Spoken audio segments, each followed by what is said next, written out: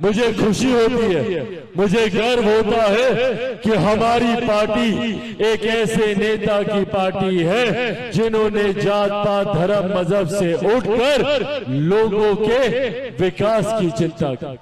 हमारे नेता आदरणीय रामविलास पासवान जी ने, बैठ जाइए प्रभु, हमारे नेता आदरणीय रामविलास पासवान जी ने कोई ऐसा क्षेत्र नहीं, कोई ऐसा वर्ग नहीं जिसकी चिंता करने का काम ना किया हो। भले वो अनुसूचित जाति जनजाति से आने वाले लोग हों, उनके अधिकारों के लिए SC/ST एट्रोसिटी एक्ट को मजबूत करने का काम किया, मंडल कमीशन को लागू करने का काम किया, ऊंची जाति से आने वाले गरीब लोगों को 10% आरक्षण दिलवाने का काम किया। कोई समाज का ऐसा वर्ग नहीं, कोई समाज की ऐसी जाति नहीं जिसके लिए हमारे नेता ने कार्य करने का काम ना किया। आज जितने लोग हाथ में मोबाइल लेकर घूम रहे हैं, ये मोबाइल हमारे नेता आदरणीय रामविलास पासवान जी की देन है। जब वो दूरसंचार मंत्री बने उस वक्त उन्होंने इस बात का आह्वान किया था कि एक दिन ऐसा आएगा जब हर रिक्शा वाला, हर ठेला वाला के हाथ में मोबाइल फोन होगा। और ये उस वक्त की बात है जब इनकमिंग पर भी 18 रुपया 20 रुपया दाम लगता था।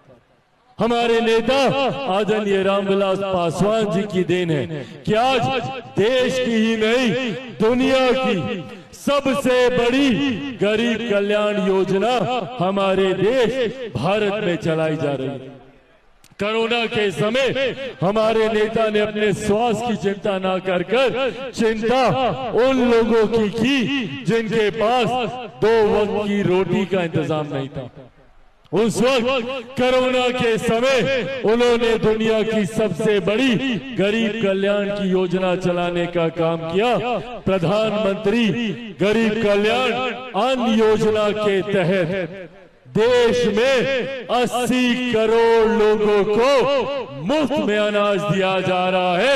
ये देन हमारे नेता आदरणीय रामविलास पासवान जी की। हमारे नेता आदरणीय रामविलास पासवान जी इस दुनिया में नहीं, पर आज उनका अंश होने के नाते उन्हीं का खून मेरी रगों में है। आज आप लोगों से ये वादा करके जाता हूं कि हर वो सपना जो मेरे नेता, मेरे पिता आदरणीय रामविलास पासवान जी ने देखा था, वो सपना एक विकसित झारखंड को बनाने का, उनके उस सपने को चिराग पासवान पूरा करेगा। ये वादा आप लोगों से करके जाता। साथियों, मेरा जब जन्म हुआ था उस वक्त बिहार और झारखंड एक ही राज्य थे। ऐसे में आज मैं अपनी जन्मभूमि पर ही खड़ा, और अपनी जन्मभूमि पर खड़ा होने के नाते अपने लोगों से ये वादा करके जाता हूं, और खास तौर पर अपने तमाम नौजवान युवा साथियों से यह आग्रह करना चाहता हूं, पहचानिए अपनी ताकत को। एक बड़ी आबादी युवाओं की है। झारखंड जैसे राज्यों में जहां पे 65% से ज्यादा की आबादी युवाओं की है, पहचानिए अपनी ताकत।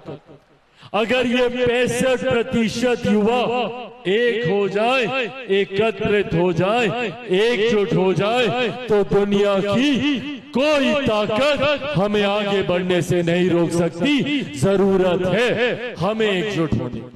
पर कई ऐसे राजनीतिक दल हैं, कई ऐसे नेता हैं जो हमें जात पात धर्म मजहब में बांटने का काम करते हैं, जो युवाओं की जमात को नहीं, युवाओं की जाति की बात करते हैं।